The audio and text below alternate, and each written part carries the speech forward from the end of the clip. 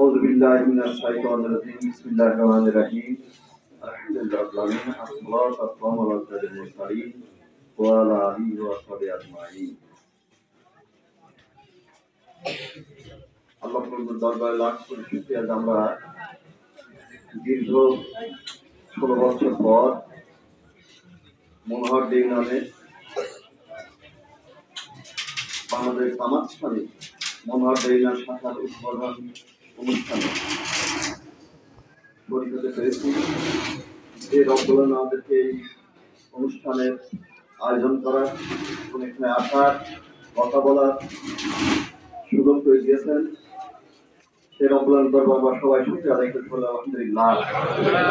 দরুদ এবং সালাম পেশ করছি সেই মহামানবতার নীতি রূপ যিনি সর্বকালের সর্বযুগের বৈষম্য বিরোধী আন্দোলনের সর্বশ্রেষ্ঠ সিপাহসালা যুগে যুগে যত লোক এবং রাসূলগণ আসছেন সবাই এই বৈষম্য দূর করে দুনিয়াতে একটা শান্তির সমাজ গঠনের জন্য আসছিলেন। সেই রাসূলের পাক সাল্লাল্লাহু আলাইহি উপরে মাগফিরাত কামনা করছি। সেই সমস্ত মর্যাদার উপরে যাদের অক্লান্ত পরিশ্রমে মাথার ঘাম পায়ে ফেলে বুকের তাজা রক্ত জমিনে ঢেলে দিয়ে মাস সময় থেকে শুরু করে বাংলাদেশের সর্বশেষ শহীদ যারা হয়েছেন আমরা সবাইকে জন্য জান্নাতুল ফেরদাউস নসিব করুন। আমিন। আরো দোয়া করি বাংলাদেশ জামাত ইসলামীর সেই সমস্ত সিপাহসালারদের জন্য, সাবেক আমিরে জামাত অধ্যাপক গোলাম আজম, মাওলানা মুফতি রহমান নিজামী, মাওলানা আব্দুস সুবহান, মীর কাসেম আলী, আব্দুল কাদের মোল্লা, বিশ্ববরেণ্য মুফাসসিরে কুরআন মাওলানা দেওয়ান হোসেন সাঈদী সহ ইসলামের জন্য যারা জীবন দিয়েছেন, এই বৈষম্য দূর করার জন্য যারা জীবন দিয়েছেন, আল্লাহ বলবেন তাদেরকে জান্নাতুল ফেরদাউস নসিব করুন। আমিন। আরো দোয়া করি এই ফ্যাসিস্ট সরকারের বিদায়ে যে শেষ ঘন্টা বাজেছিল নিজের জীবনটা দিয়ে শুধু রংপুরের আবু সাইদ সহ যে সমস্ত ছাত্রছাত্রী, যুবক যুবতী, এমনকি কোলের শিশু পর্যন্ত যারা জীবন দিয়েছেন আল্লাহ বলবেন সবাইকে যেন জান্নাতুল ফেরদাউস নসিব করুন। আমিন। মনোহর ইউনিয়নের অভিষেক প্রদানের আজকের এই মহতী অনুষ্ঠানের সম্মানিত সভাপতি মনোহর ইউনিয়নের নবনির্বাচিত আমির জনাব সাইদুল ইসলাম, উপস্থিত আমার সুযোগ্য আমার হাতে গড়া তৈরি করা সুযোগ্য থানার আমির জনাব রফিকুল ইসলাম, উপস্থিত ইবি থানার সুরাগণ কর্মসদ সদস্য আমার মুরব্বী সাবেক ইউনিয়ন আমির জনাব আবুল হাসান, উপস্থিত আমার আরেকজন হাতে খড়ি যার হাত ধরে আমি এই সংগঠনে এসেছিলাম, বহুবার সে ইউনিয়ন আমিরের দায়িত্ব পালন করেছেন, সভাপতির দায়িত্ব পালন করেছেন, নায়েব আমিরের দায়িত্ব পালন করেছেন ভাই মফিজউদ্দিন সহ উপস্থিত রোকনবৃন্দ, অন্য ইউনিয়ন থেকে আগত আব্দুল ইউনিয়ন সেক্রেটারি, জামাত ইসলাম সেক্রেটারি আব্দুল ইউনিয়ন আব্দুল সালাম ভাই, জামাতের রোকনবৃন্দ, কর্মীবৃন্দ এবং আজকের আপামর আমার মনোহর দেয়ার বিভিন্ন যানবাহনের সম্মানিত ড্রাইভার ভাইগণ, উপস্থিত আশেপাশের দোকানদার ভাইয়েরা, আপামর জনসাধারণ আসসালামু আলাইকুম রহমতুল্লাহ। সম্মানিত উপস্থিতি, আমার বাকশক্তি রহিত হয়ে যায়। কুষ্টিয়া ৬৮টা ৬১টা ইউনিয়ন, ৬০-এর ঊর্ধ্বে ৬৬টা ইউনিয়ন, ৬৬টা ইউনিয়নের ভিতরে আমি সর্বপ্রথম বাংলাদেশ জামাত ইসলামী ইউনিয়ন মনোহর ইউনিয়নে অফিস তৈরি করছিলাম। সেই অফিস থেকে এই ফ্যাসিস্ট সরকারের ফ্যাসিস্ট নীতিবাদীরা অফিস তো ভাঙচুর করছিল, অফিসের চেয়ার টেবিল পর্যন্ত তারা লুট করছিল। জানেন আপনারা এটা 2009 সালের 10ই মার্চ 9 তারিখ থেকে আমার তাফসীর মাহফিল শুরু হয়েছিল। 9 তারিখ তাফসীর মাহফিল হয়েছিল। 10 তারিখে মহিলা মাহফিল ভাঙচুর করা হয়। তারপরে মহিলা মাহফিল ভাঙচুর করার পর অফিসে আক্রমণ করা হয়। সৈন্য উপস্থিতি আমরা সেদিন নিরাপদ হয়ে দেখছিলাম, কারণ যারা এই কাজগুলো করছিল তারা আমাদের গ্রামের সন্তান, আমাদের দেশের সন্তান, আমার ভাই ভাতিজা। তারা তাদের দোষ না, এটা আমি বলি তাদের ওই নীতির দোষ। সেই নীতি তাদের উপর চাপিয়ে দেওয়া হয়েছিল। ওই ফ্যাসিস্ট নীতিটাই ছিল খারাপ। তাই আমার ভাই খারাপ হয়েছে, আমার ভাইস্তা খারাপ হয়েছে, আমার প্রতিবেশী খারাপ হয়েছে, আমার আহল খারাপ হয়েছে, আমার দেশবাসী খারাপ হয়েছে।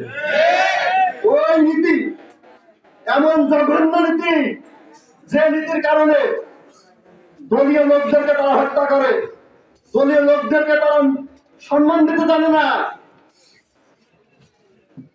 আমার শ্রদ্ধার বড় ভাই আরিফুল হক সাহেব, তাকে দেখলে আমরা এখন সম্মান করি।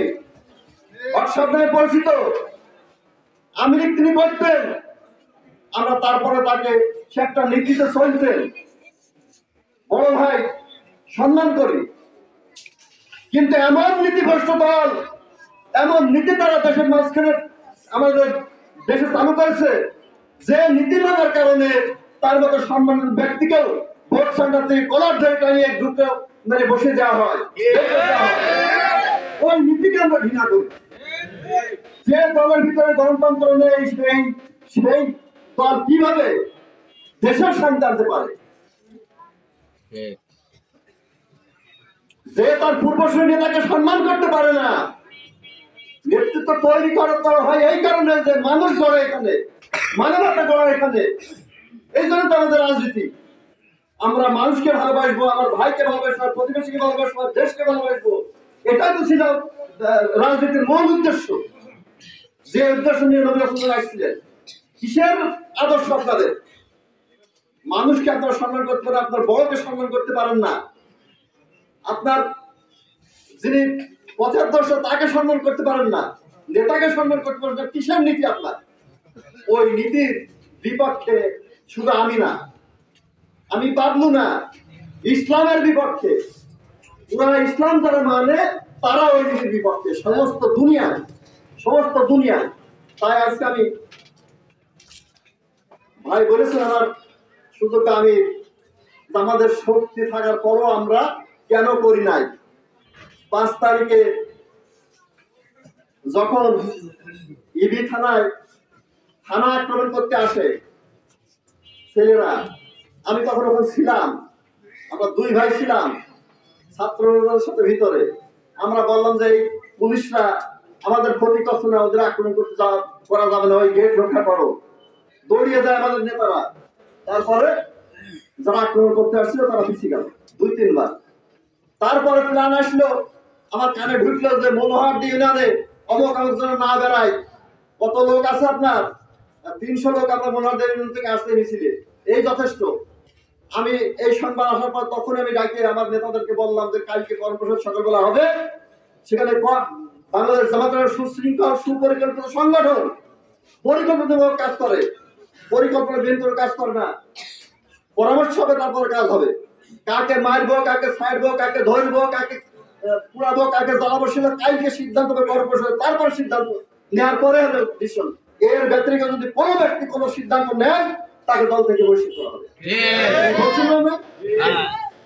এই ঘটনার পরে রাত্রি যখন ফেসবুকে দেখলাম আমির জামাত ঘোষণা দিয়েছে, আমার কথা সবচেয়ে তার বক্তব্য আসছে যে আমরা আল্লাহ রাসূল যে ঘোষণা দিয়েছিলেন বক্তব্যের পরে, সেই ঘোষণা আমার নেতা দিয়েছেন ঢাকা থেকে যে আমরা রাজনৈতিক কারণে যারা আমাদের উপর হিংসা করেছেন, হত্যা করেছেন, হত্যা যারা করেছেন, সুনির্দিষ্ট অভিযোগ যারা আছে তারা কেস হলে তাদের বিচার হবে। কিন্তু আমরা সাধারণ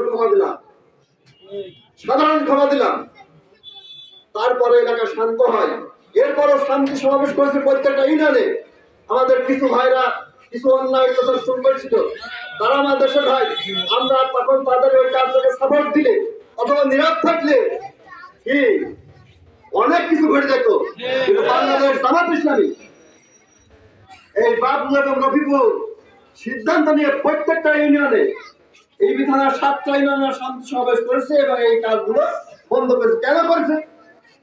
এটা অনৈতিক কাজ। একজনের অপরাধে আরেকজনকে শাস্তি দেওয়া যায় না। আল্লাহ রাসূল বলেছেন, তোমাকে যদি 1 চড় মারে তুমি তাকে 1টা চড় মারো, কিন্তু ওজনটা ততটুকু হতে হবে। কেউ যদি একটা হাত কাটে তার হাতটা কাটো, তার গলা কাটতে যায় না, এটা কি সম্ভব? তার মানে উত্তম হচ্ছে আল্লাহ রাসূল বলেছেন ক্ষমা করা হচ্ছে উত্তম। আমরা সেই ক্ষমার আদর্শ স্থাপন করেছি, আমরা সেই ক্ষমার আদর্শ স্থাপন করেছি। এর মানে এই নাই যে জামাত ইসলাম দুর্বল।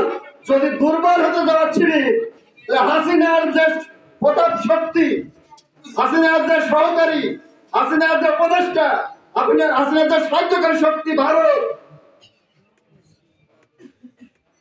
তারা হাসিনাকে এখানে 40 সাল পর্যন্ত টিকে রাখতে পারছিল, কিন্তু পারে নাই।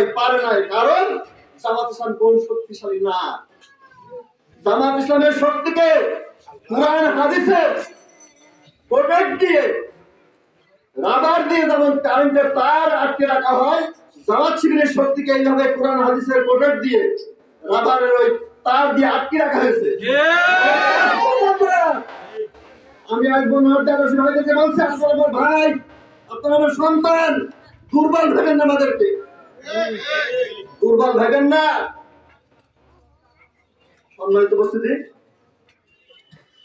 আমি আপনাদেরকে সর্বশেষ আহ্বান জানাতে চাই, এই দেশে শান্তির জন্য, বৈষম্য দূরীকরণের জন্য ৭১ সালে যুদ্ধ হয়েছিল।